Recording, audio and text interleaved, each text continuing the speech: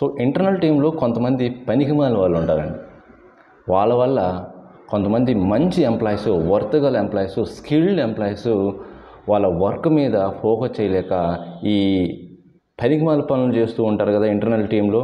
అంటే ఈ క్యాండిడేట్ని ఎలాగైనా బయటికి పంపాలి అన్నట్టు వాళ్ళు బిహేవ్ చేస్తుంటారు. వాళ్ళ యాటిట్యూడ్ అలా ఉంటుంది. వాళ్ళు ఒక టీం లాగా, గ్రూప్ లాగా అవుతారు. అది మన స్టేట్ వాళ్ళు కావచ్చు, ఆర్ ఏరే స్టేట్ వాళ్ళు కావచ్చు, ఆర్ ఎనీవన్. వాళ్ళు ఒక ఇంటర్నల్ టీమే ఒక గ్రూప్ లాగా అయ్యి ఒక క్యాండిడేట్ని కానీ ఇద్దరు క్యాండిడేట్స్ని కానీ టార్గెట్ చేశారంటే ఇంకా ఆ పర్సన్, సో ఇక ఆ ఎంప్లాయీ అయితే ఇంకా ఆ వర్క్ మీద ఫోకస్ చేయలేడు. ఎందుకో తెలుసు కదా, ప్రతి దానికి టార్చర్ చేస్తుంటారు. సపోజ్ ఆ ఎంప్లాయీకి ఫ్యామిలీ ఉంటుంది, ఫ్యామిలీ ఉంటే పిల్లలు, కిడ్స్ ఉంటారు. కిడ్స్కి సమ్ హెల్త్ ప్రాబ్లం వచ్చిందనుకోండి, లీవ్ అడిగారు అనుకోండి, వాళ్ళు లీవ్ శాంక్షన్ చేయరు, అప్రూవ్ చేయరు.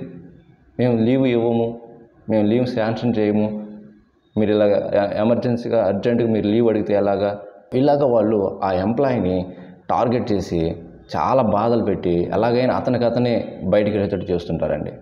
మరి వాళ్ళకు వచ్చే ఆనందం ఏంటో మనకైతే అండర్స్టాండ్ కాదు.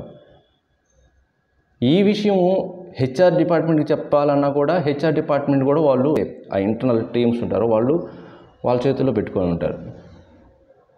ఇన్ కేసు ఇతను ఏదన్నా క్లయింట్ సైడ్ వర్క్ చేస్తూ ఉంటే క్లయింట్కి కూడా చెప్పుకోలేరు. ఎందుకంటే క్లయింట్తో డైరెక్ట్గా ఈ ఎంప్లాయీస్ అయితే కమ్యూనికేట్ చేయలేరండి. ఎవరు కమ్యూనికేట్ చేస్తారంటే పేరోల్ కంపెనీ కమ్యూనికేట్ చేస్తుంది. సో ఈ పేరోల్ కంపెనీ యొక్క ఇంటర్నల్ టీం ఉంటుందో వాళ్ళ టార్గెట్ చేసి కొంతమంది ఎంప్లాయీస్ని అల్లాడిస్తుంటారండి. వాళ్ళకి లీవ్ శాంక్షన్ చేయరు. అది నిజంగా ప్రాబ్లం అన్నా, మీకు అన్ని మెడికల్ బిల్లింగ్తో సహా ప్రూవ్ చూపిస్తా అన్నా కూడా వాళ్ళు ఒప్పుకోరు. సో అలాంటి వర్క్ కల్చర్లో, అలాంటి వర్క్ ఎన్విరాన్మెంట్లో ఎవరైనా ఎంప్లాయీస్ వర్క్ చేయగలరండి? అసలు ముందు ఫోకస్ చేయలేరు, వర్క్ మీద ఫోకస్ చేయలేరు. ఇది నాట్ ఓన్లీ జూనియర్ డెవలపర్స్ కండి, ఇది సమ్ సీనియర్ ఎంప్లాయీస్ కూడా చెప్పుకోలేని బాధలు అయితే అనుభవిస్తుంటారండి. ఎందుకంటే వాళ్ళకి ఫ్యామిలీస్ ఉంటాయి అండ్ వాళ్ళకి ఏవో లోన్లు ఉంటాయి, ఈఎంఐస్ ఉంటాయి. ఇన్ కేసు జాబ్ కానీ పోతే, జాబ్ లాస్ అయిపోతే ఇప్పుడు నేను బయటకు వచ్చి నేను మళ్ళీ ఎలాగ జాబ్ తెచ్చుకోవడం కొంత టైం పడుతుంది. ఈలోపు నా పరిస్థితి ఏంటి, ఫ్యామిలీ పరిస్థితి ఏంటి, ఫ్యామిలీ ప్రాబ్లమ్స్ ఉంటాయి, ఫైనాన్షియల్ ప్రాబ్లమ్స్ ఉంటాయి, ఈఎంఐస్ ఉంటాయి, లోన్స్ ఉంటాయి.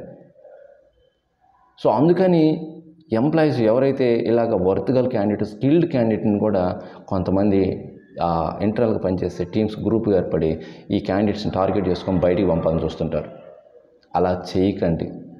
మీకు ఫ్యామిలీస్ ఉంటాయి, మీకు ప్రాబ్లమ్స్ ఉంటాయి. ఆ ప్రాబ్లమ్స్ ఏంటో ఎదుటి పర్సన్తో కూడా సేమ్ ప్రాబ్లం అండి. కొంచెం హ్యూమనిటీని మెయింటైన్ చేయండి. సో ఎవరైతే ఇలాగ ఒక పర్సన్ని ఎలాగైనా పంపించాలనో లేకపోతే ఒక పర్సన్ మీద టార్గెట్ పెట్టుకుంటే అది చాలా బ్యాడ్ యాటిట్యూడ్ అండి. అలా చేయొద్దు ఎంప్లాయీస్ని. మీ వర్క్ మీరు చేసుకోండి అండ్ పాసిబుల్ అయితే సపోర్ట్ చేయండి, కమ్యూనికేటివ్గా ఉండండి, కొలాబరేషన్ వర్క్ చేసుకోండి, ఆ యొక్క ఆర్గనైజేషన్ యొక్క బిజినెస్ని గ్రో చేయండి. ఈ ఇంటర్నల్ టీమ్గా పేరోల్ కంపెనీలో ఎవరైతే వర్క్ చేస్తుంటారో ఆ ఎంప్లాయీ ఎవరైతే టార్చర్ అనుభవిస్తుంటాడో అతను క్లయింట్కి కూడా చెప్పుకోలేని పరిస్థితి. ఎందుకంటే క్లయింట్తో డైరెక్ట్గా కమ్యూనికేట్ చేయించరు ఈ పేరోల్ కంపెనీ. ఏమైనా చెప్తాడేమో మన ఆర్గనైజేషన్ గురించి, వాళ్ళు మన ప్రాజెక్ట్ని విత్డ్రా చేసుకుంటారేమో, ఇలాగా ఆలోచిస్తారు. ఈ ఇన్ఫర్మేషన్ నేను ఎందుకు అప్లోడ్ చేస్తున్నా అంటే ఇవి జరుగుతున్నాయండి, కానీ ఎవరు చెప్పుకోలేకపోతున్నారు. చాలా టార్చర్ అనిపిస్తున్నారు. ఎందుకంటే ఫ్యామిలీస్కి ప్రాబ్లం రాకుండా ఉండటానికి, వాళ్ళకి ఏవైతే లోన్స్ తీసుకున్నవి ఈఎంఐస్ కట్టడానికి, అవన్నీ ప్రాబ్లం రాకుండా ఉండటానికి, ఎలాంటి పరిస్థితులను వర్క్ చేయడానికి వర్క్ ప్రెజరు, స్ట్రెస్ ఇవన్నీ పెట్టుకొని వర్క్ చేస్తున్నారు. నేను ఒకటే చెప్తానండి, మీకు అలాంటి వర్క్ ఎన్విరాన్మెంట్, అలాంటి పీపుల్తో ఉంటే మీకు ఎక్కడైతే రెస్పెక్ట్ దొరుకుతుందో మీరు స్లోగా అక్కడి నుంచి మూవ్ అయ్యి వేరే కంపెనీకి వెళ్ళిపోండి. మీరు అంత మంచి స్కిల్స్ ఉన్నప్పుడు, మంచి వర్టికల్ క్యాండిడేట్ అయినప్పుడు మీకు కన్ఫామ్గా జాబ్ ఇంకో చోట దొరుకుతుంది. సో మూవ్ అవటం చాలా బెస్ట్ అండి. అంతేగాని మీరు ఏవో వేరే ఆలోచనలు లైఫ్ని ఎండ్ చేసుకుంటాం అలాంటివి మాత్రం థింక్ చేయొద్దండి. తెలుసు మనం ఎంత ఎడ్యుకేటెడ్ పీపుల్, ఇంకొక పర్సన్ని పాలిటిక్స్ యూజ్ చేసి ఇంకో పర్సన్ని అనవసరంగా టార్గెట్ చేసి అతన్ని బాధించడం కరెక్ట్ కాదండి. మనంతా ఎడ్యుకేటెడ్ పీపుల్ కాబట్టి కొంచెం బాగా పాజిటివ్గా ఆలోచించి ప్రతి ఒక్కరికి సపోర్టివ్గా ఉండండి అండ్ కొలాబరేట్ అవుతూ మీరు ప్రొఫెషనల్గా అండ్ పర్సనల్గా గ్రో అవ్వండి, పక్కన వాళ్ళని కూడా ఎదగనివ్వండి. ఓకే, సో ఇదే నేను కోరుకుంటున్నాను అండి. ఈ వీడియో సీనియర్ మేనేజ్మెంట్కి చాలామందికి రీచ్ అవ్వాలని నేనైతే కోరుకుంటున్నాను. ఎందుకంటే చాలామంది చాలా రకాలుగా అనుభవిస్తున్నారండి, బాధలు అనుభవిస్తున్నారు. సో ఒకసారి మీ ఎంప్లాయీస్ని దగ్గర పిలిచి ప్రతి ఒక్కరిని ఇండివిజువల్గా మీటింగ్ కండక్ట్ చేసి వాళ్ళ యొక్క ఎవరైతే బాధ ఉన్నారో వాళ్ళ గురించి తెలుసుకోండి. So that's all guys mind. So ఇది షేర్ చేయండి అండ్ ఇన్ఫర్మేషన్ నచ్చితే లైక్ చేయండి. వాల్యుబుల్ ఇన్ఫర్మేషన్తో మళ్ళీ కలుద్దాం. Thank you very much.